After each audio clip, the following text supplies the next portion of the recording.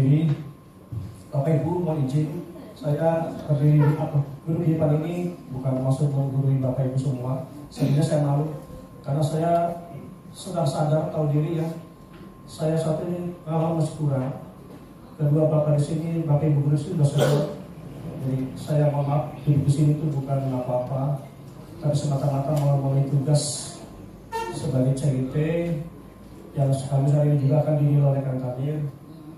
Jadi mohon izin Pak Haji, Kang Khairul, Pak Mahfuz sebagai senior-senior saya sebagai pelajar kepada beliau. Terima kasih sekali lagi atas pemaparannya. Selanjutnya mari kita ikuti pemaparan materi terakhir dari saya. Apa ini siap direkam? Bapak Ibu, saya dikasih waktu di sini targetnya 1 jam. Berarti kalau mulai dari sekarang selesai, tadi dulu kita nyambung dulu ya. Adan beri sejenak, nanti kita selesai jam 1:30 lewat 10 baru kita makan siang.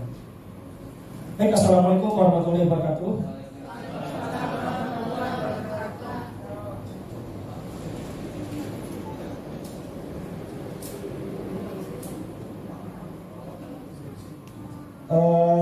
Saya sudah kompromi dengan atau berkoordinasi dengan Pak Syahban bahwa hari ini saya bersedia mengisi materi tambahan IHT, sekaligus ada muatan tentang seri penyebaran pemahaman dan penerapan budaya positif di sekolah.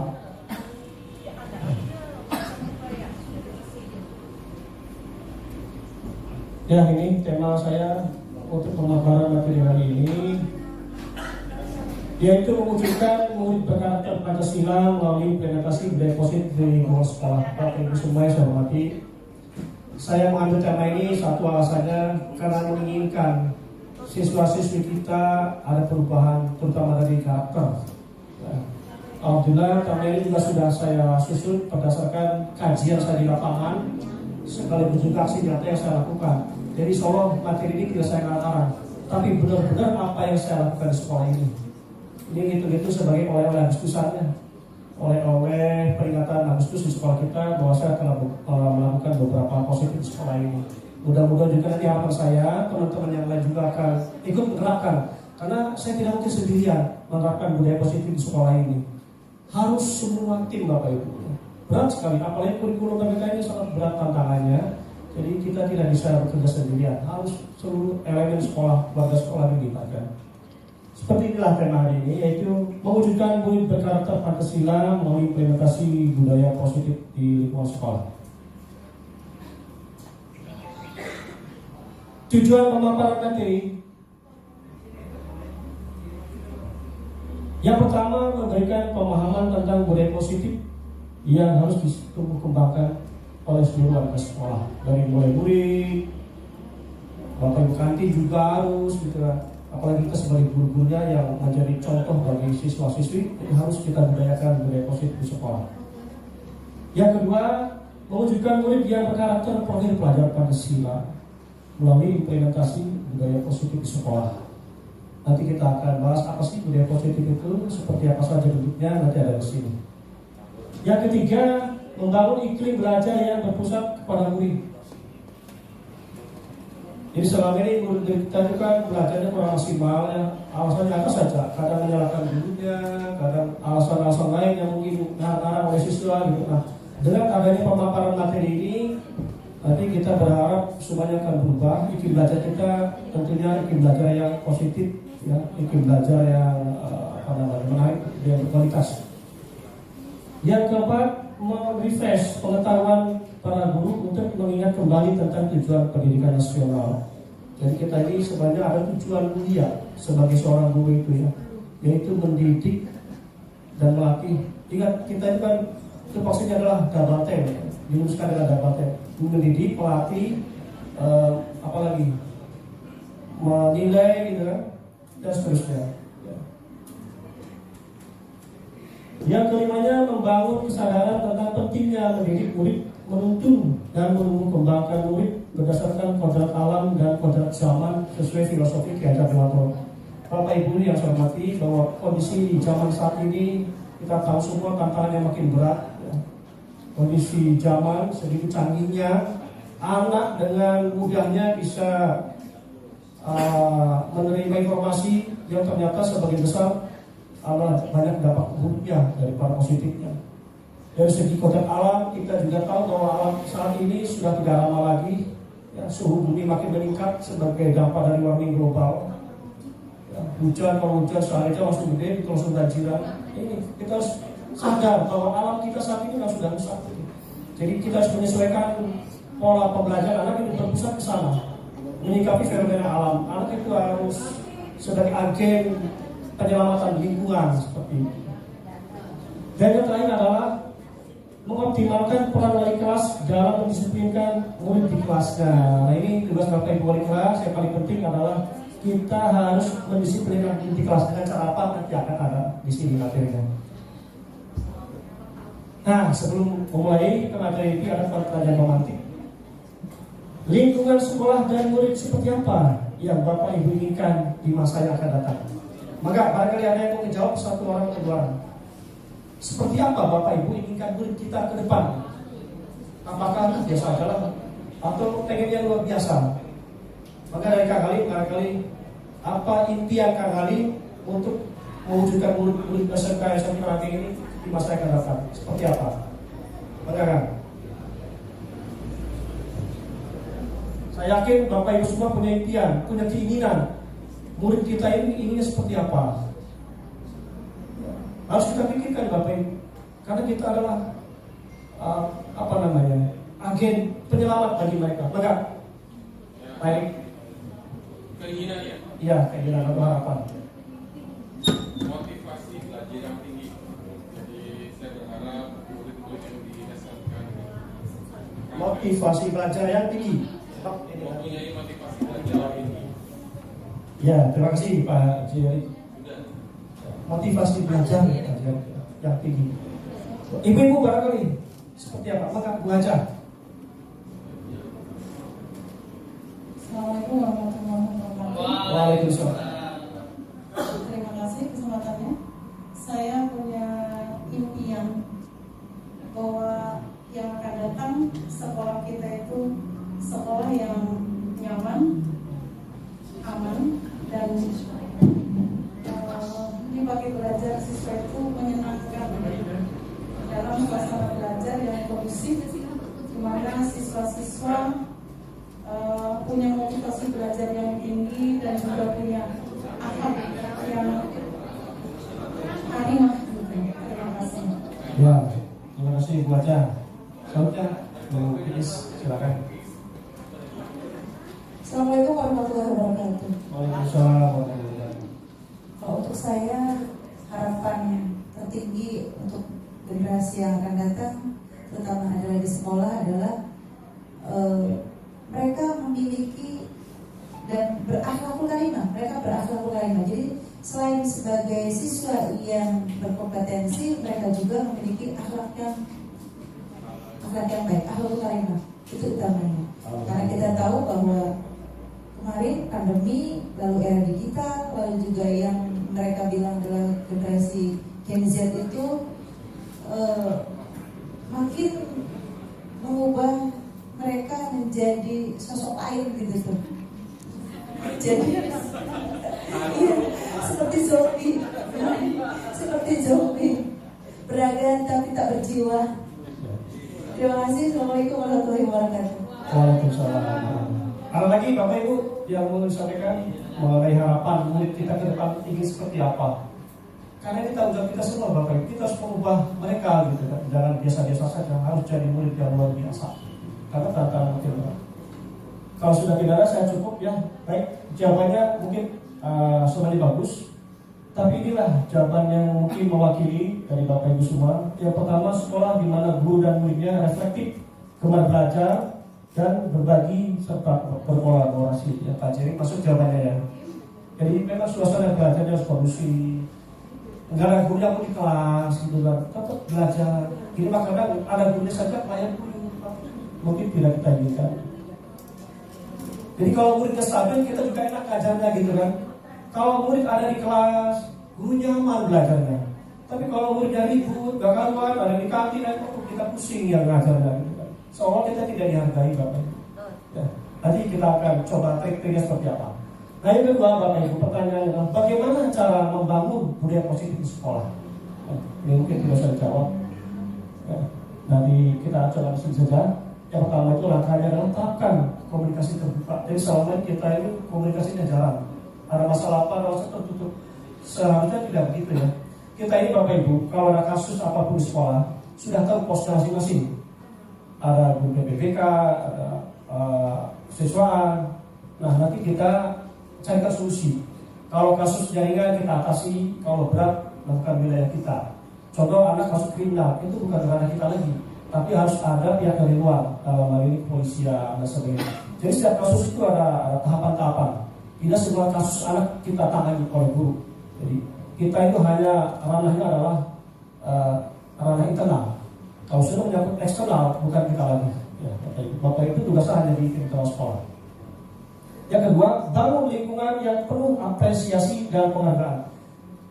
Jadi selama ini kita mungkin mengabaikan murid yang pintar, murid yang rajin itu tidak ada apresiasi, tidak ada pujian untuk mereka, sehingga mereka biasa-biasa saja belajar.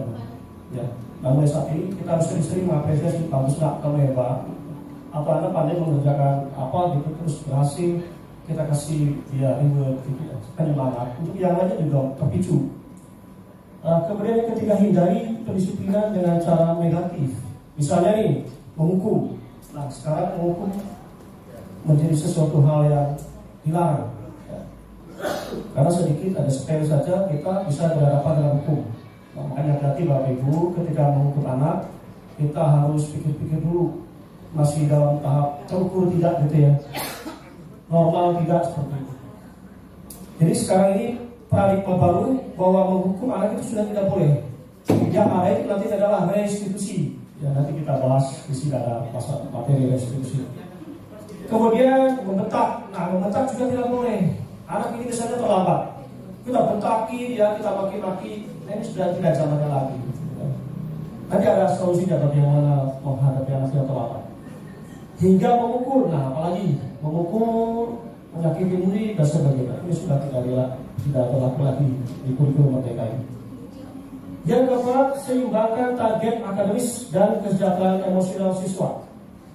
Jadi kalau ada siswa yang melanggar peraturan Bapak Ibu, ini jangan langsung kita justice, kita hakimi ya. Apalagi kita main maki-maki berkata, itu secara tidak disadari kita telah membunuh karakternya. Anak yang bermasalah ini ibarat orang sedang kecelakaan sebenarnya, sedang terjumus. Maka tugas kita adalah menyelamatkannya. Bukan orang sedang jatuh malah sakit lagi, itu apa parah nantinya. Jadi ibaratnya begini, kita harus memandang mereka itu sebagai korban gitu ya.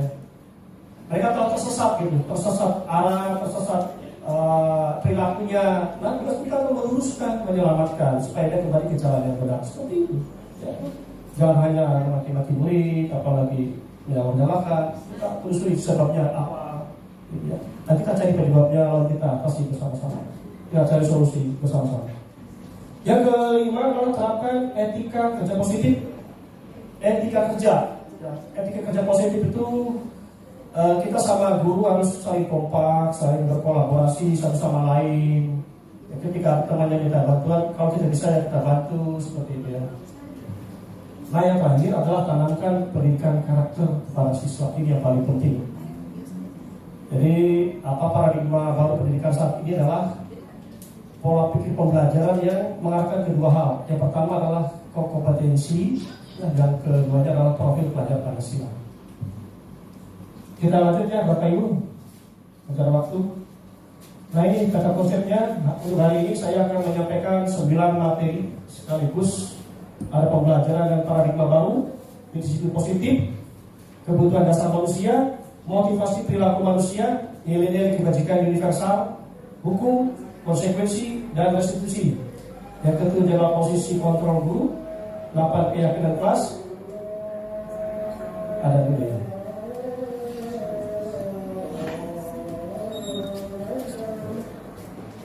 Tadi saya baru sampai ke posisi kontrol guru ya. Nah yang ke-8 keyakinan kelas versus peraturan kelas. Maka akan kita bahas apa perbedaannya.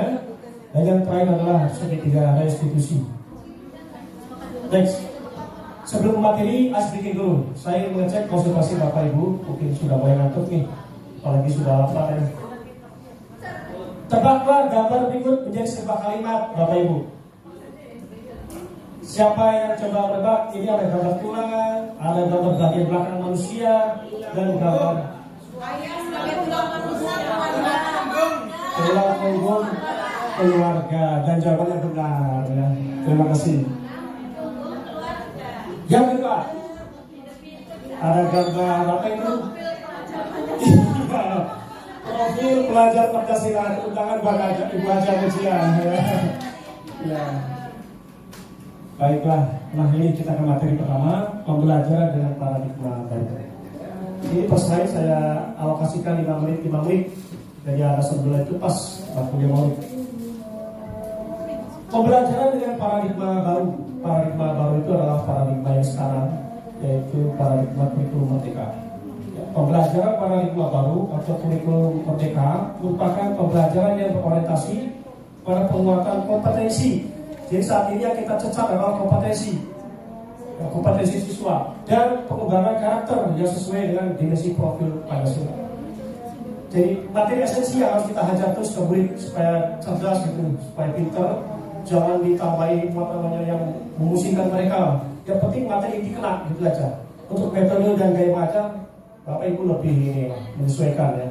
Jadi yang penting pembelajaran menyenangkan, boleh sambil bermain, sambil ada kuis dan sebagainya. Yang penting suasana kelas di dalam kelas itu adalah menyenangkan, anak dimerdekakan, dan yang paling penting esensinya kena, yang materi kompetensinya kena. Dan jangan lupa kita harus selalu menggembar-gemborkan karakter para murid. Misalnya di kelas anak-anak belajar ribut dulu, itu tugas kita. Nah, kamu ingat apa ketika di kelas itu ada ibu guru? Kamu harus bagaimana? Menghargai ibu. Seperti itulah penanaman karakter. Jadi jangan kita biarkan. Jadi kalau kita biarkan anak ngobrol, ribut, kita asik sendiri dengan tugas kita, berarti kita tidak menanamkan karakter. Jadi yang penting karakter Bapak Ibu, kita tanamkan. Tadi saya ngajar di kelas EKL, memang kelas 10 ya, sudah baru masuk saja sudah berani bertingkah gitu. Makanya saya emosi. Tadi saya sabar-sabarin, ingat bahwa kita harus karakter itu dihajar. Maka saat itu saya berhenti buka buku. Semuanya tutup, gitu. Saya ada emosi sedikit. Kamu ingat gak di depan ada siapa? Bapak. Terus kamu sebagai itu tugasnya apa? Menghargai Pak. Kenapa tidak melakukan? Jadi tidak perlu dengan gebrak meja, tidak perlu dengan marah-marah. Tetap dengan kelembutan, kesantunan kita, mengingatkan kembali ke anak. Jadi sebenarnya tugas profil Pancasila ini bukan yang menyampaikan adalah guru yang fasilitator PNI saja. Semua guru pun harus sebenarnya. Semua guru harus. Jadi ada pertanyaan silakan. Boleh. Silakan. Para kalian yang mau sampaikan. Iya.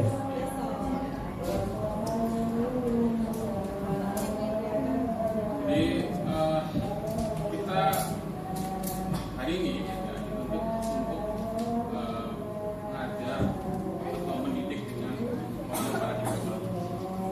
Saya melihat ya, viral ya,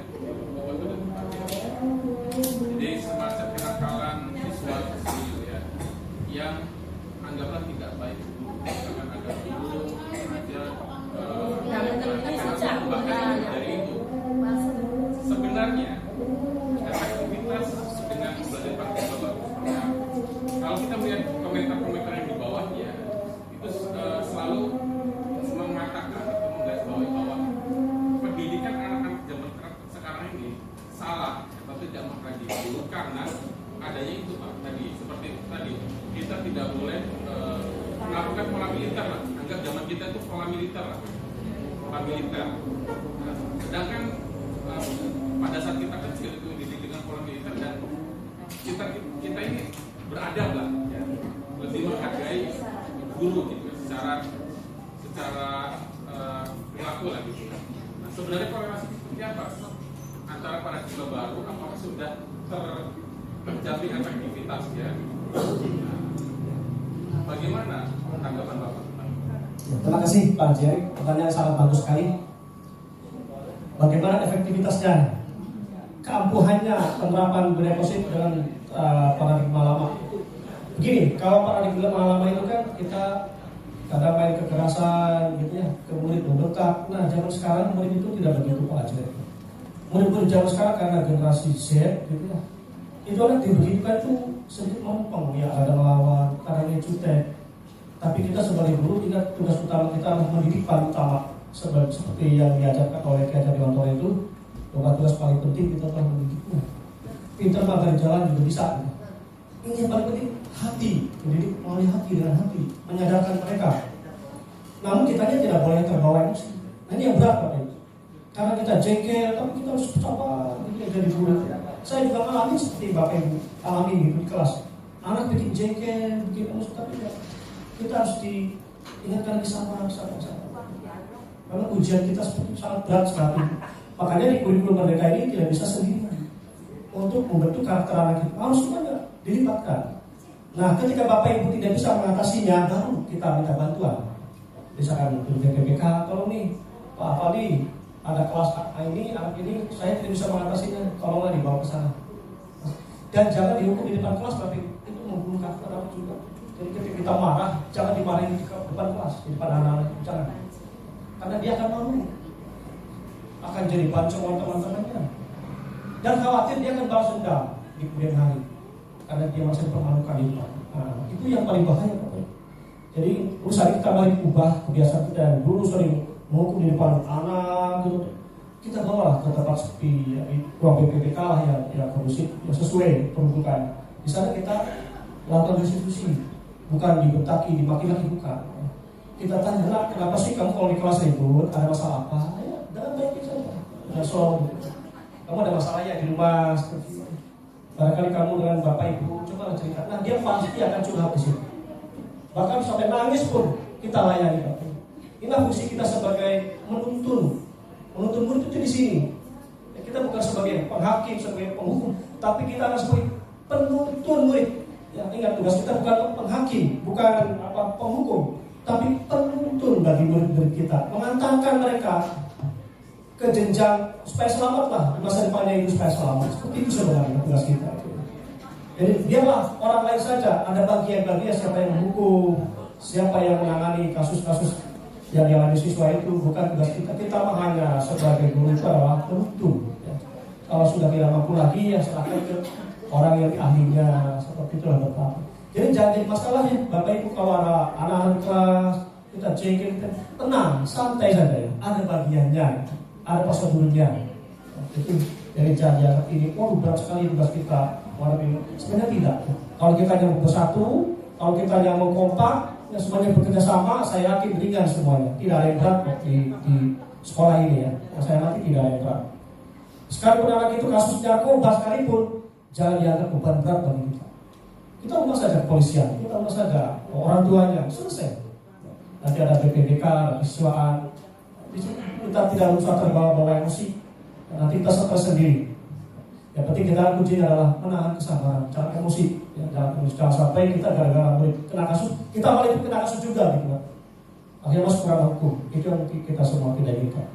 Kita lanjut ya, terima kasih. Ada lagi barangkali? Maka kan saya pun. Ya. Jadi dari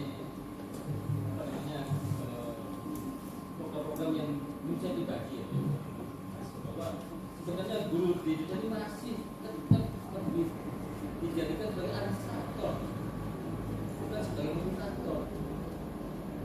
Kalau kita berbicara secara secara umum lah, masih diributkan dengan namanya administrasi mengajar. Waktunya juga sekarang saja nanti ada kegiatan PGP atau apa itu, otomatis interaksi dengan anak-anak juga dia akan berkurang. Di satu sisi tadi ya di kurikulum Merdeka ini tadi saya sampaikan bahwa kita sebagai penuntun misalkan, tapi dalam kenyataannya, dalam praktikalnya itu masih belum bisa anak-anak kita itu kalau ditinggalkan misalkan dengan terutama kalau di pelajaran-pelajaran teknikal ya atau di kejuruan misalkan, itu ya tetap harus didampingi oleh guru pelajarnya tersebut. Jadi ya memang ya sudah, kalau menurut saya pribadi sih iya benar sekali, setuju sekali. Kita sebagai guru itu sudah mengajar saja, sampaikan saja sesuai dengan ini, dan tanpa mengharapkan guru kita itu menjadi pintar ataupun menjadi hebat. Yang penting kita melaksanakan kewajiban kita sebagai guru. Dan tapi saya ada kalau saya pribadi itu bahwa saya tidak sependapat kalau guru itu harus bisa menjadi teman bagi murid-muridnya, karena tadi tidak ada batasan secara moral atau secara etika. Tetap saja harus ada batasan jarak antara guru dengan murid. Itu artinya supaya murid-murid itu tetap ada rasa hormat, ada rasa gurunya juga berwibawa di hadapan murid-muridnya, seperti itu. Yaitu menurut saya pribadi ya, barangkali ada yang tidak sependapat ya saya sangat menghargai perbedaan pandangan tersebut. Terima kasih. Assalamualaikum warahmatullahi wabarakatuh. Waalaikumsalam. Saya memahami apa perasaan Pak Saifullah ya. Memang seperti itulah kondisi kita Pak Saifullah. Kita kadang dihadapkan dengan administrasi, belum lagi kita kadang harus memposisikan diri kita ke murid itu sebagai teman, di mana malah kita tidak dihargai gitu ya. Nanti kita bahas Kak Saifullah, ada di sini. Terima kasih Kak Saifullah. Kita lanjutkan dulu. Nah, lingkungan yang positif sangat diperlukan agar dapat tercipta pembelajaran yang berimpact kepada murid. Jadi sekali lagi tidak mudah membentuk karakter murid ya, membentuk disiplin positif itu kalau tidak didukung oleh lingkungannya. Tapi saya yakin SMK Kerapia ini lingkungan yang bagus, lingkungan yang strategis ya. Karena apa? Kalau di tengah-tengah sawah itu biasanya ancaman-ancamannya kurang. Beda dengan yang dekat ke masyarakat, itu lebih besar lagi gangguannya. Atau ke pasar, kita beruntung SMK Kerapia itu sangat strategis, aman, ya gangguan-gangguannya kecil. Gitu. Jadi bisa diwujudkan. Tinggal bagaimana kita bentuk tim. Ya jadi harus ada tim untuk membudayakan disiplin positif. Misalnya nih tim kesiswaan nih. Kalau pagi ngajak anak-anak ini salaman, pembiasaan 5S itu harusnya jalan ya. Ya dulu bagus itu ya kalau saya amati. Begitu datang ada yang salaman itu membudayakan anak. Kalau bisa teruskan ya. Dan ada jadwalnya kalau bisa. Dijadwalkan hari ini berapa orang, siapa-siapa, besok siapa lagi. Terus dibiasakan. Insya Allah anak itu punya karakter sopan Pak. Hormat ke guru. Kalau dibiasakan begini. Kalau ada anak lagi bertingkah laku, ada menyimpang, kita ikut tegur. Saya yakin bisa. Jadi ketika ada guru lewat, dia akan berhenti menunduk. Kalau kita biasakan. Anak membuang sampah sembarangan, anak ada tugas wali kelas itu namanya adalah keyakinan kelas. Nanti mereka akan digembleng kesadarannya supaya menjaga kebersihan. Nanti ya masih ada beberapa yang kita lewati dulu. Jadi lingkungan harus didukung. Alhamdulillah kita lingkungan mendukung ya. Sebagaimana tertuang dalam standar proses dan SMP Standar Nasional Pendidikan pasal 12 itu pelaksanaan pembelajaran sebagaimana dimaksud dalam pasal 10 bisa dilakukan dalam suasana belajar interaktif. Jadi kita menginginkan di kelas itu belajarnya interaktif. Kita jangan jadi pusat pembelajaran Bapak Ibu yang di kelas itu, tapi murid jangan aktif. Kalau kita jadi pusat pembelajaran kita akan capek. Dan menerangkan ceramah kita balik itu semua. Harus murid yang aktif sekarang. Itu pembelajaran paradigma baru. Misalnya suruh ceramah di depan, suruh presentasi, suruh membuktikan konsep ini, konsep A, konsep B, dan seterusnya. Itu seperti itu. Kita hanya memfasilitasi dan memotivasi siswa belajar. Ya, seberapa pintar, tinggal kalau mereka tidak tahu informasinya tinggal browsing. Kita suruh anak-anak gunakan HP untuk browsing, gitu. Itu kan. Kita manfaatkan teknologi. Namanya pembelajaran abad modern. Namanya guru era baru. Guru yang menerapkan teknologi dalam pembelajaran.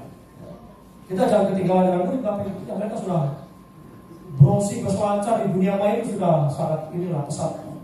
Kita untuk menutupi keterbelakangan kita gitu, kita ubah saja. Anak-anak sekarang silakan kalian cari materi ini, lalu kalian harus jelaskan di depan. Berkelompok, itu. Kita hanya memantau, menilai siapa yang aktif dalam berdiskusi, siapa yang sering memberikan komentar, seperti itu. Jadi jangan kita melulu yang bersuara, yang capek lagi gitu. Apalagi ngajarnya dari pagi sampai sore, bisa habis suara kita. Ya. Jadi paradigma baru ini adalah pola pikirnya berubah. Yang tadinya teacher oriented sekarang menjadi student oriented, berorientasi kepada murid, bukan lagi guru. Guru dimudahkan. Jadi kalau saya akui, kurikulum merdeka ini berpihak pada guru juga, tidak pada prajurit saja. Yang di guru dimerdekakan, ya. Murid juga dimerdekakan. Dalam artian mereka bebas berekspresi, menyampaikan pendapat dan sebagainya. Gurunya juga bebas dari tugas mengajar yang berat, jadi ringan. Bukan berarti bebas mengajar ya. Kita lanjutkan ya. Jadi interaktif, ya aktif dan menyenangkan. Nah kalau bisa di kelas itu supaya tidak bete, bawalah permainan. Permainan apa, media apa, supaya menarik gitu kan. Kalau tema, misalkan Kak Halim di pelajaran agama itu tema tokoh-tokoh Islam, nah suruhlah dia berperan jadi tokoh itu. Nama saya nama misalkan Pak siapa menjelaskan dirinya, bermain peran lah. Ya, ada gambarnya, ada fotonya, itu menyenangkan ya. Menantang, ya. Memotivasi peserta didik untuk berpartisipasi aktif, ini yang tadi saya singgung. Jadi muridnya harus aktif dan memberikan ruang yang cukup bagi prakarsa. Jadi anak itu harus punya bekas ketika belajar dalam kita. Nah hari ini apa yang kamu peroleh hari ini? Jadi ada bekas yang di benak mereka setelah belajar dalam kita.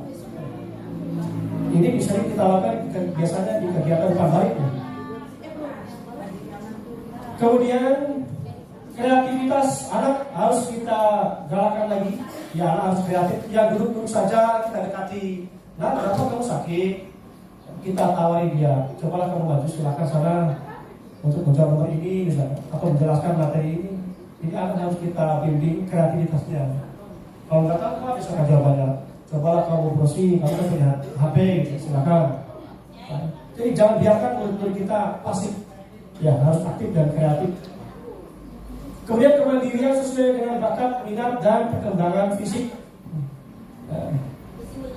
Biasanya begini, ketika diskusi murid yang akan kita tunjuk jadi ketua kelompok adalah yang badannya besar gitu ya, yang lebih dewasa. Enggak, kita tunjuk saja. Tapi apa salahnya jika kita ganti yang diem saja? Ya, kita coba dia jadi ketua diskusi ke kelompok. Itu akan tumbuh namanya kemandiriannya seperti itu. Jadi kalau bisa jangan monoton lah. Jadi ada pemerataan gitu ya. Ya minggu kemarin ini vaksin, hari ini harus aktif. Terus besok siapa lagi? Jadi apa namanya itu merata. Serta psikologis peserta didik. Nah psikologis ini lahirnya ke kejiwaannya Bapak Ibu. Kita pasti menemui di kelas itu ada murid yang kadang punya masalah sehingga di kelasnya itu kadang ngantuk, gitu ya, merenung. Lain ciri-ciri murid yang bermasalah. Kita dekati. Ada apa? Kamu ketika tadi bilang saya kok malah tidur, sepertinya ada masalah seperti itu. Dan kita dekati psikologisnya, kita bantu menyelesaikan. Ya. Kita lanjut ya. Sekarang ke disiplin positif. Tadi yang pertama adalah paradigma baru pendidikan. Sekarang disiplin positif. Bapak Ibu ada yang tahu tidak apa pengertian disiplin? Silakan yang tahu pengertian disiplin apa? Bu Eni? Kita sering bilang disiplin tapi nggak tahu artinya. Apa itu disiplin? Ada yang jawab taat, patuh, tanggung jawab, ya. Komitmen, baiklah. Nah, disiplin berasal dari bahasa Latin yaitu disiplina, artinya belajar. Kata disiplin juga berasal dari kata disciple, yang murid atau pengikut. Nah, untuk menjadi seorang murid atau pengikut, maka harus paham betul alasan untuk mengikuti suatu aliran atau ajaran tertentu sehingga motivasi yang terbangun adalah motivasi intrinsik. Begini Bapak Ibu, ketika murid kita masuk ke satu kerangkeng, maka dia dikatakan disiplin jika dia apa? Mengikuti aturan-aturan yang ada di sini, gitu kan? Mengikuti apa lagi? Budaya tradisi yang ada di SMK 1 kerangkeng, maka dia dikatakan murid yang disiplin. Misalkan dari sini pakainya harus begini, abu-abu PSAS gitu ya. Hari Rabu batik, misalkan Kamis misalkan kedua. Nah, kalau yang tidak sesuai dengan peraturan sekolah, berarti dia tidak dikatakan disiplin karena tidak mematuhi aturan. Begitu juga dengan kita nih, kita bisa dikatakan disiplin manakala kita mengikuti aturan-aturan. Misalnya, Bapak Ibu sebagai umat Islam bisa dikatakan sebagai disiplin dalam beragama jika Bapak Ibu sholatnya ya waktu rajin, gitu kan, tidak ulang-ulang, karena taat pada agamanya. Atau Bapak Ibu dikatakan disiplin dalam berlalu lintas, berarti kalau berkendaraan harus pakai helm, gitu ya. Nah, seperti ini. Tadi jawabannya betul ya, ketaatan ya. Nah, tujuan dari disiplin positif yaitu menanamkan motivasi yang ketiga. Yang ketiga itu intrinsik pada murid-murid kita, yaitu untuk menjadi orang yang mereka inginkan dan menghargai diri sendiri dengan nilai-nilai yang mereka percaya. Jika murid-murid kita memiliki motivasi intrinsik yang berdampak secara panjang, maka mereka akan berperilaku atau berbuat sesuatu bukan karena adanya hukuman atau karena hadiah. Hukuman dan hadiah ini adalah motivasi yang prinsip yang akan ada dari luar. Misalnya nih murid ini, kenapa kamu pakaian seperti ini? Karena takut dihukum Pak. Nah, berarti dia karena takut aturan, takut hukuman, bukan karena dari dalam, ya, bukan intrinsik.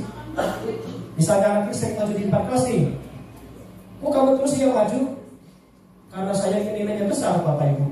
Tidak jawabannya itu. Karena saya pengen nilainya besar. Berarti ada yang ingin. Kenapa dia rajin? Ya, karena ingin nilai besar. Nah, yang diharapkan bukan itu.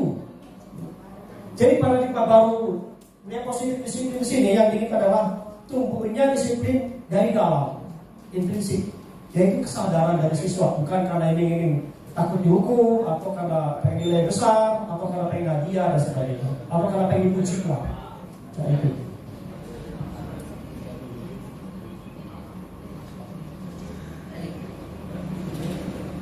Jadi kalau murid sudah memiliki motivasi intrinsik, mereka akan tetap berperilaku baik dan berdasarkan atau berlandaskan nilai-nilai kebajikan, karena mereka ini menjadi orang yang menjunjung tinggi nilai-nilai yang mereka hargai. Misalnya nih, anak ini rajin, ya setiap hari tidak terlambat.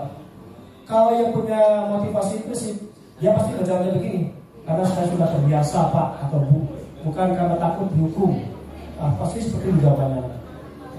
Jadi bukan karena takut karena peraturan, tapi karena terbiasa, karena sudah dorongan dari dalam, ya.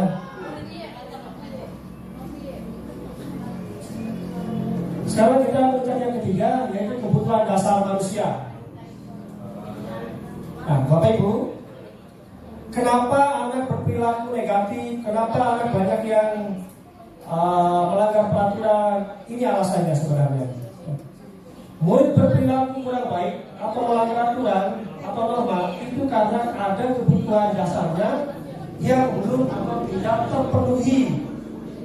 Ya, Bapak Ibu, ini penting. Jadi kita jangan selama ini menyalahkan anak terus. Kita harus tahu penyebabnya. Ya. Yang pertama adalah kebutuhan survival atau kebutuhan bertahan hidup. Ya, nanti ada contohnya. Yang kedua, love and belonging atau kasih sayang dan rasa ingin diterima. Yang ketiga, freedom atau kebutuhan akan pilihan atau kebebasan. Yang keempat adalah fun atau kebutuhan untuk merasa senang. Yang kelima adalah power, yaitu kebutuhan pengakuan atas kemampuan. Ya, inilah 5 kebutuhan dasar manusia yang mempengaruhi perilaku anak kita. Bapak Ibu, tolong jangan kita melulu menyalahkan anak terus. Karena kitanya tidak ngapa-ngapain ke anak gitu. Jadi coba selidiki. Kenapa anak ini rada merengkel gitu ya? Rada apa bahasa Jawanya ya? Merempeng, melawan. Kita telusuri. Ya, kita telusuri apa yang dilakukan. Pasti ada kebutuhan yang belum dia penuhi. Mungkin kurang kasih sayang dari orang tuanya, mungkin karena salah pergaulan. Dan disitulah kita masuk. Tugas kita adalah menyelamatkan dia supaya kembali ke jalan yang benar, bukan main menghukum-hukum dulu. Ya. Jadi karena kita ini seringnya adalah menjustice murid, tapi kita sendiri tidak ngapa-ngapain gitu ya. tidak mau melakukan sesuatu untuk murid itu salah. Harusnya kita adalah menyelamatkan dia, kembalikan dia ke jalan yang benar sebagai murid yang baik seperti itu. Itu. Jadi saya malah sedih kalau ya maaf ya, ini bukan ngomongin siapa-siapa ya. Kalau menghukum murid itu apalagi bertak, saya kadang kasihan dalam hati itu. Andaikan saya jadi murid itu, saya pasti dalam hati itu terluka hatinya, sakit hatinya ya. Itu. Ada pikir-pikir dulu sebelum kita menghukum murid, karena ada dampak psikologis yang akan menimpa pada anak itu bapak. Nih, yang pertama kebutuhan bertahan hidup, yaitu kebutuhan yang bersifat fisiologis untuk bertahan hidup, misalnya kesehatan, rumah, dan makanan. Nah, contoh kasusnya nih. Ada murid perampas atau mencuri makanan dari temannya. Ini karena dia mungkin lapar ya. Kita jangan menjudge dia jahat tuh. Kalau kamu nakal, kamu kerja belum tentu ya. Mungkin kan dia lapar dari rumahnya belum kasih sarapan sehingga terpaksa mencuri makanan temannya. Di situ kita tugasnya tidak menghukum anak itu, kita harus mendalami ya, apa penyebab anak ini mencuri. Ternyata ada kebutuhan yang belum dia penuhi, yaitu apa? Kira-kira, Bapak Ibu, di sekolah kita nih ada anak kasus mencuri. Kira-kira kebutuhan apa yang belum terpenuhi pada dia sehingga dia menjadi pencuri? Kebutuhan bertahan hidup. Saya yakin pencuri-pencuri di luar sana kepengen mencuri itu karena dia pengen bertahan hidup sebenarnya. Dia kerja susah ya kan? Mencari apalagi sesuap nasi yang halal susah sehingga dia terpaksa mencuri. Koruptor itu sama berarti dia kebutuhan hidup ada yang kurang. Makanya kuncinya adalah bersyukur apa adanya, syukuri apa yang ada. Kalau kita masih kurang, tidak akan ada habisnya ya. Jangan lupa bahagia. Itu nasinya. Biar kita bahagia. Ya, masih sayang, betul lagi ya. Ini yaitu ingin diterima di tengah-tengah kita ya. Kita kadang murid nakal itu karena kurang kasih sayang dari orang tuanya, maka kita hadir di situ sebagai orang tua ya, gak apa-apa. Kita ambil alih tugas orang tua di rumahnya menjadi orang tua di murid atau di sekolah, orang tua murid di sekolah. Yang ketiga kebebasan ya, murid itu pengen bebas sebenarnya, gak mau belajar terus bete, kita kasih dia belajar sambil bermain, ya fun ya, kita kasih pemain permainan. Tadi Pak Darmin coba disisipi ice breaking seperti itu ya, dan penguasaan. Yang keempat, motivasi perilaku manusia. Nih, menurut Dian Kosong atau dalam bukunya Restructuring School Discipline menyatakan ada 3 motivasi perilaku manusia, yaitu untuk menghindari ketidaknyamanan atau hukuman. Ya, ini motivasi yang rendah ya, level rendah. Ya, karena takut dihukum. Murid yang motivasi perilakunya pada level ini akan bertanya apa yang akan terjadi jika saya tidak melakukannya. Saya dihukum. Nah, kalau yang kedua sedang itu untuk mendapatkan imbalan atau penghargaan dari orang lain, pengen dipuji, pengen hadiah, ya. Kalau sesuatu karena dapat hadiah, berarti sedang kategorinya ya. Nah, yang ketiga motivasi perilaku yang ketiga adalah menjadi orang yang mereka inginkan dan menghargai diri sendiri dengan nilai-nilai yang mereka percaya. Ini adalah motivasi prinsip. Jadi dia melakukan sesuatu itu karena apa? Kesadaran, karena tanggung jawab. Bukan lagi karena takut dihukum, bukan lagi karena ingin hadiah, ya. Tapi sudah tertanam dalam jiwanya. Ya. Misalnya harus rajin, ya berarti dia sudah pengen rajin, tidak pengen dipuji karena rajinnya atau pengen dapat nilai besar oleh wali kelasnya. Tapi kalau sudah terbiasa rajin, nah ini yang kita harapkan. Berarti sudah ada kesadaran. Ini tugas kita menyadarkan murid di level ini, yang menjadi murid yang motivasinya internal. Yang kelima, nilai-nilai kebajikan universal. Inilah nilai-nilai yang harus kita tanamkan kepada murid-murid kita, ya, yang bersifat positif, ya, yang diakui oleh seluruh umat manusia di dunia. Ini namanya nilai-nilai kebajikan universal. yang tidak terbatas pada norma agama, suku, ras, warna kulit. Ya. Nah, salah satu nilai kebajikan yang kita capai pada siswa adalah terwujudnya proyek pelajar Pancasila. Karena nilai proyek Pancasila ini adalah bersifat universal, lintas agama, suku, ya, ras, etnis, dan sebagainya, latar belakang. Nilai kebajikan harus dimiliki dan dijunjung tinggi oleh setiap guru dan murid ya, agar tercipta budaya positif. Nah ini Bapak ya, yang harus kita bangun di sini. Seperti ini budayanya, peduli. Kita ada murid sedang bermasalah, kita nggak peduli, bodo amat, itu salah. Kita harus peduli dengan dia, kita tolongin dia, kita selamatkan ya. Jangan malah disepakati puas jangan. Kita harus menyelamatkan dia. Kemudian keterus-terangan, kebersihan, komitmen dan sebagainya. Banyak ya. Ini nilai-nilai kebajikan universal. Keteguhan hati, kejujuran. Ya. Berapa menit lagi? Masih lanjut 10 menit lagi ya. Nah, kita lanjut ke hukuman, konsekuensi dan restitusi. Nah, ini Bapak Ibu yang harus kita pahami untuk membedakan mana hukuman, mana yang bukan. Hukuman ciri-cirinya, Bapak Ibu, yaitu sesuatu yang menyakitkan atau murid akan tersakiti. Pasti kalau kita bekat murid, apa yang terjadi? Dia sakit hati, murung, sedih, bahkan sampai nangis. Makanya ini kita mulai hari ini sampai seterusnya kita hilangkan budaya hukum-hukum. Kita ganti dengan restitusi atau di keyakinan kelas nanti ada konsekuensinya. Yang kedua, tidak nyaman untuk murid. Ya, dalam jangka panjang. Yang paling bahaya adalah murid akan balas dendam. Ada yang cok motornya disobek dengan silet sampai itu balas dendamnya karena disakiti kita. Ini jangan sampai terjadi. Sistem tidak akan berjalan bila murid tidak takut. Ya, kalau murid tidak takut karena dihukum terus, itu tidak jalan. Misalnya nih anak terlambat kita hukum push up, kira-kira efektif atau tidak? Bapak Ibu,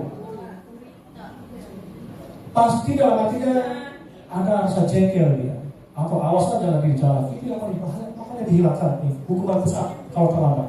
Kita ganti. Misalnya dengan kamu pengen apa nih? Kamu terlambat harus dihukum. Mau sholat duha dulu, kita baik-baik aja. Mau ngapain di sholat pendek 10 macam. Jadi ada tawaran-tawaran sepertinya dia. Tapi kalau pelajaran penjas kalau sini beda lagi. Bapak Pauki lagi ngajar penjas, ada anak terlambat. Itu boleh menghukum tapi sesuai pelajaran Bapak. Misalnya, wah kamu terlambat nih 5 menit. Sebagai hukuman kamu harus lari ke lapangan dulu 5 kali putaran. Kamu sanggup tidak? Tetap ditawari Pak. Sanggup Pak. Khawatir kalau dia nggak sanggup karena punya penyakit jantung gara-gara lari dia. Ada kasusnya. Jadi kita tawari dulu kemampuan dia. Kamu mau pilih lari dulu apa? Pending atau apa gitu. Nah itu tidak termasuk hukuman Pak ya, itu adalah konsekuensi. Jadi boleh Bapak melakukan ini dengan catatan tawari sanggupnya yang mana, mau lari keliling lapangan atau mau pending seperti itu. Itu tidak masuk hukuman, tapi konsekuensi sebagai akibat tertinggal di pelajaran penjas.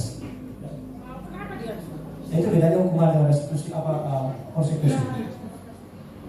Jadi konsekuensinya murid tidak dibuat apa, karena tidak dibuat nyaman ya kalau berbuat salah, karena apa kesepakatannya orang banyak untuk kelas. Kalau restitusi, proses menciptakan kondisi bagi murid untuk memperbaiki kesalahannya.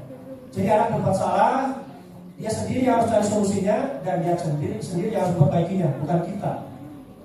Misalnya nih, anak terlambat masuk kelas, kita ingetin, kamu terlambat ya. Kamu tahu konsekuensinya apa? Kita tunjukin ke keyakinan kelas yang sudah dibuat di papan tulis apa di kita dari dinding. Setiap yang terlambat yang menit misalkan harus membersihkan kelas bagian teras. Itu saat tertentu saat ada supaya dasar hukum kita memberikan dia sanksi. Oh iya dia menyadari, dia akan berasa gini, dia akan protes. Jadi kita akan ada dasarnya kalau sesuatu hukuman itu ada dasarnya atas kesepakatan bersama seperti itu. Dan makanya hukuman dengan konsekuensi ini beda. Ya, kalau hukuman mah sepihak, kalau konsekuensi bersama atas kesepakatan bersama. Ada yang mau disampaikan Bapak Ibu baru sampai sini, barangkali ada pertanyaan silakan. Pas, lewat ya. Memang maksudnya lama ini. Posisi kontrol guru. Nah, disinilah coba kita bercermin. Kita ada di posisi mana selama ini? Apakah sebagai penghukum? Apakah sebagai pembuat atau pelaku merasa bersalah, atau sebagai teman, atau sebagai pemantau, atau pengawas, atau sebagai manajer. Kebanyakan adalah menghukumnya. Nah, mulai saat ini kita ganti Bapak Ibu. Paradigma baru, kita harus sebagai teman boleh, sebagai pemantau boleh, atau sebagai manajer. Karena ini bebas dari melukai perasaan murid. Kalau sebagai teman tadi disampaikan oleh Pak Saifullah, itu bagus Pak, yang masuk kategori ini. Kita jadikan dulu sebagai teman. Misalnya begini, anak-anak ibu, ayo kita kerjakan tugas ini dari Bapak, ya nanti Bapak bantu sama kalian. Jadi seolah-olah kita mengerjakan bersama-sama, seperti itu. Jadi anak merasa guru sebagai temannya. Ya nggak apa-apa di situ kita berbaur. Ya. Kehormatan kita sebagai guru nggak apa-apa, sedikit hilang. Tapi saya yakin dia tetap hormat para guru. Justru inilah cara kita dekat dengan guru di sini, menempatkan diri sebagai teman. Dia akan curhat, berani curhat, itu lebih bagus sebenarnya. Kalau sebagai pemantau, begini kata-kata gurunya, kamu terlambat ya. Kamu ingat peraturan yang sudah dibuat di kelas atau keyakinan kelas yang sudah disepakati. Nah dia akan berpikir, oh iya saya lupa, apa kalau terlambat harus membersihkan sampah Pak di kelas. Nah dia akan sendirinya melakukan pekerjaan itu tanpa kita dorong-dorong lagi. Kita juga menyadarkan, disitulah berarti kita sebagai pemantau atau pengawas. Nah yang paling bagus adalah manajer, ini tingkat tinggi. Kalau Bapak Ibu guru berposisi sebagai manajer, maka akan menerapkan pola penyelesaian masalah itu adalah siswa berbuat salah, siswa dipandu untuk menyampaikan kesalahannya, ya, kita menjaga dia dan kita mengajak dia menyelesaikan masalahnya sendiri. Itu kalau kita posisi sebagai manajer, bukan kita hukum, bukan kita apa, tidak, tapi guru itu sendiri yang menyelesaikan kasusnya sendiri melalui institusi. Bisa dipahami Bapak Ibu? Barangkali ada pertanyaan dulu sedikit tadi. Dua lagi ya. 8 keyakinan kelas dan peraturan kelas. Nah nanti Bapak Ibu balik kelas, mau mumpung ajaran baru nih. Nanti Bapak Ibu bikin keyakinan kelas, bukan peraturan kelas. Apa bedanya? Kalau peraturan kelas itu Bapak Ibu yang bikin, nah, sepihak. Tapi kalau keyakinan kelas, yang bikinnya itu murid Bapak. Anak-anak, hari ini mari kita bikin keyakinan kelas. Silakan kalian tulis kesepakatan apa yang harus kita sepakati bersama di kelas ini. Ada yang bilang, Pak, saya pengen kelas ini bersih. Bagus, berarti kan menjaga kebersihan. Ya nanti ada bahasa-bahasa negatif positifnya. Jadi kalimat-kalimat anak dilarang motor di kelas diganti menjadi harus menjaga kebersihan kelas. Jadi ciri-ciri keyakinan kelas ini bahasanya positif, tidak negatif, tidak ada peraturan. Dilarang merokok di kelas, dilarang memakai perhiasan yang colok, itu bahasa-bahasa negatif. Nah kalau keyakinan kelas ini positif semua. Siswa harus berpakaian sopan dan rapi. Siswa harus datang ke kelas tepat waktu, ini bahasa-bahasa positif. Siswa menjaga kebersihan, seperti itu. Nanti yang melanggarnya, ya ada konsekuensinya. Bisa dituliskan. Nanti ditantangani semua siswa sekelas itu dan wali kelasnya. Lalu ditempel di dinding kelas sebagai peraturan kelas. Sebagai keyakinan kelas bukan peraturan ya, sebagai keyakinan. Lalu kita mau undang-undangnya. Ini bedanya. Bedanya keyakinan kelas dengan peraturan kelas. Dan usah inilah waktunya udah mepet. Cara menyusun keyakinan kelas tadi sudah saya sampaikan. Bapak Ibu wali kelas silakan nanti bentuk musyawarah kelas ya, bersama-sama anak-anak di kelas itu bikin namanya keyakinan kelas. Nanti ditulis, dipasang di dinding, ditantangani Bapak Ibu wali kelasnya, dan sungguh-sungguh disurvei oleh Bapak Kepala Sekolah. Lalu dicap sampel, disitu kuat bahasa hukumnya. Dan ini sudah saya praktekkan. Dan sudah disurvei oleh Pak Haji, dan saya upload di PMM. Nah ini akan jadi nilai poin buat Bapak Ibu di PMM itu. Ya. Terakhir, segitiga restitusi. Segitiga restitusi adalah salah satu cara yang paling terakhir untuk menangani kasus siswa. Nanti Bapak Ibu kalau bermasalah dengan murid atau bermasalah dengan kita, ini tulisnya. Bukan menghukum, tapi restitusi. Apa itu restitusi?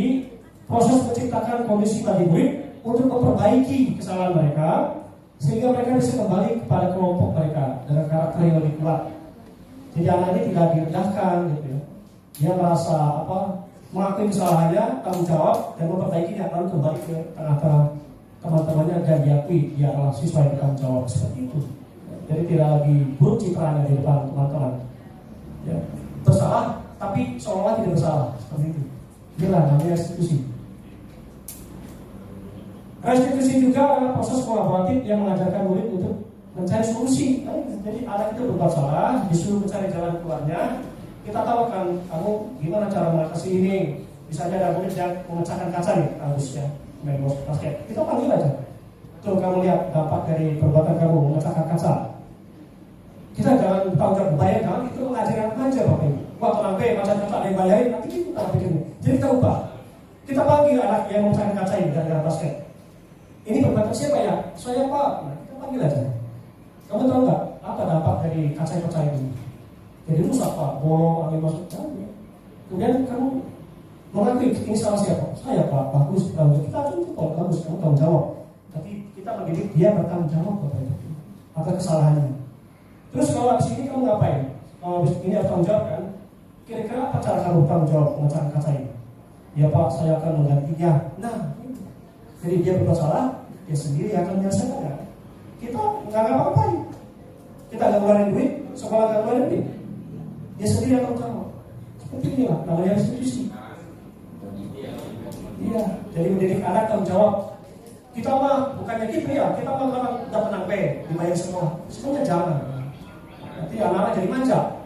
Nanti khawatir dia berani lagi berbuat tinggal lagi menang semua tanggung jawab gitu ya. Ini yang kita tidak inginkan. Jadi dia tidak berani bermain apa saja, apa saja, karena merasa semuanya siap tanggung jawab. Itu tidak demikian. Jadi kita harus mengembalikan ke kasus itu ya. Anak harus berbuat, anak yang berbuat, anak yang tanggung jawab. Nah, tahapan segitiga restitusi ini yang pertama adalah menstabilkan identitas. Kita kalau menemui anak yang bermasalah, jangan langsung dibentak. Ya. Kita redamkan dulu emosinya. Tenang, nah, bukan kamu saja yang pernah berbuat salah gitu ya. Bapak juga pernah berbuat salah. Tapi Bapak tanggung jawab, mendidik anak tanggung jawab. Jadi kita redamkan emosinya, Bapak. Anak ada yang mungkin emosi, kita tenangin dulu ya. Kita redam dulu emosinya. Namanya stabilis identity. Yang kedua, baru validasi tindakan yang salah. Kita tanyakan, kamu kesalahannya benar apa tidak? Kamu tadi berbuat itu salah atau benar? Memecahkan kaca itu. Jadi kan menanyakan, memvalidasi tindakan yang salah. Salah Pak. Nah, kalau salah harus gimana? Jadi jangan memaki-maki lah. Yang terakhir menanyakan keyakinan atau kemampuan dia cara menangani masalahnya. Kira-kira kamu caranya bagaimana menyelesaikan masalah ini, memecahkan kaca itu? Mungkin kalian satuan ya Pak yang main itu. Ya boleh, gitu kan. Gue tinggal bilang bagus. Itu namanya bagus. Selesai ya. Saya mungkin menaikkan video nih sebentar. Cara penerapan restitusi. Dia sudah saya lakukan. Jadi ceritanya ada anak yang ngantuk di kelas, saya ada emosi.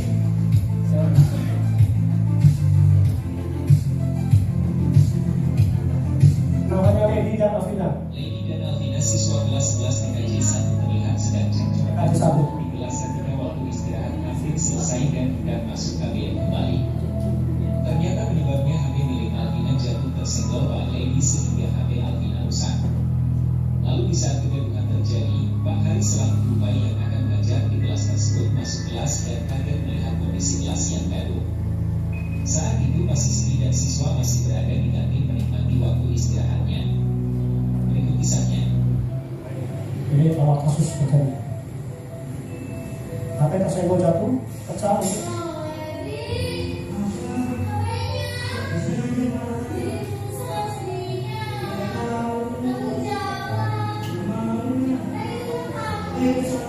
Anak berantem.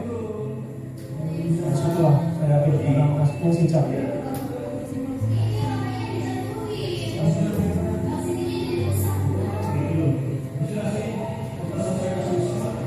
Ya, saya ajak anak itu menyelesaikan masalah. Saya ajak di meja belajar, di meja belajar.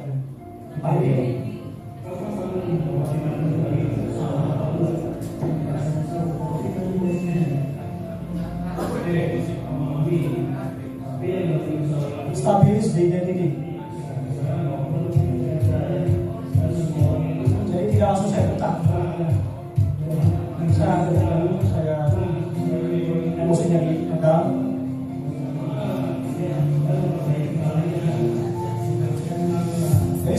ada pemantau mengingatkan siswa ke konsekuensi kelas.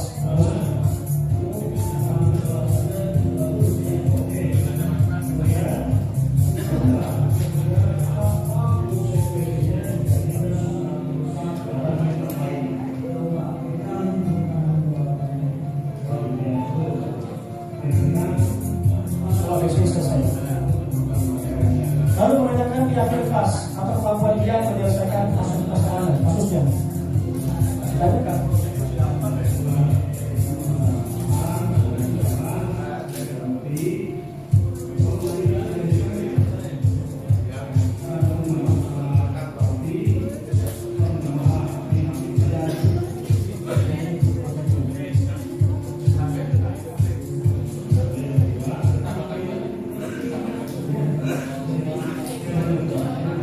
Selesai kasusnya. Karena si murid keduanya saya tanya mereka senang. Pelakunya sadar, yang jadi korbannya pun senang karena bertanggung jawab seperti itu. Sampai di sini, Bapak Ibu terima kasih. Barangkali ada yang mau sampaikan, maka pas. Mudah-mudahan apa yang saya paparkan di sini bermanfaat bagi Bapak Ibu semua, bisa memberikan pencerahan, energi positif, dan terima kasih sekali lagi atas waktu dan tempatnya, atas kehadirannya. Mohon maaf apabila pemaparan dari saya terlalu cepat, ada kesalahan kata-kata, saya mengucapkan maaf yang sebesar-besarnya. Terima kasih atas perhatiannya. Billahi taufiq wal hidayah. Wassalamualaikum warahmatullahi wabarakatuh. Oke, terima kasih Pak Hasan dan selamat makan Bapak Ibu dan sholat.